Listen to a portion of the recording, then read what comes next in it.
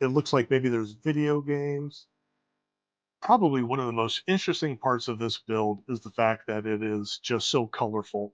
This would make such a great addition to any city that you have going on.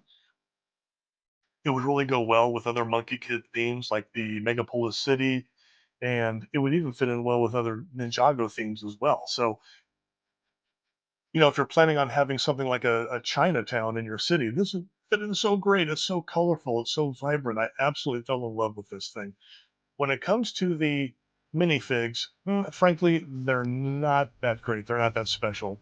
The Pigsy and the actual Monkey Kid character stand out in this because they're pretty unique. The other ones, frankly, just kind of look like off the shelf, like you could put together yourself at a Lego store or Atlanta Brick Company or something like that. So there's really nothing super special about them.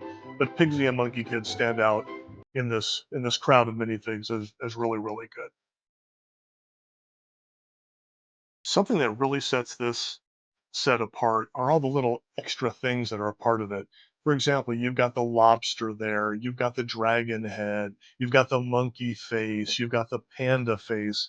You have these big kind of posters or banners that hang from it. It just adds so much dimension to the set. And this is a really, really dynamic set. And it would be a fun play set too.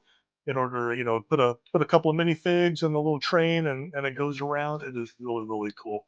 One criticism, again, that I have of this otherwise excellent set is the fact that the base plate it's on is really, really weak. You just are putting it on a single base plate type sheet basically, and so it's quite flexible. So moving it around when it's stationary, it's fine.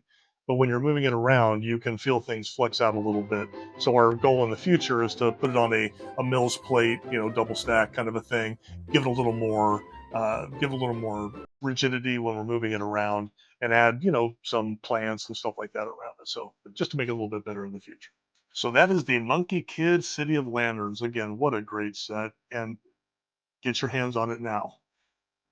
Prices on it when it retires, as you know, if you ever follow the secondary Lego market, you know that the prices are going to go up. So don't miss out on this one if you're into this kind of stuff.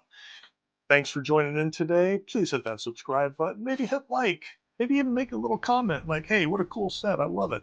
Anyway, we'll see you next time. Thanks.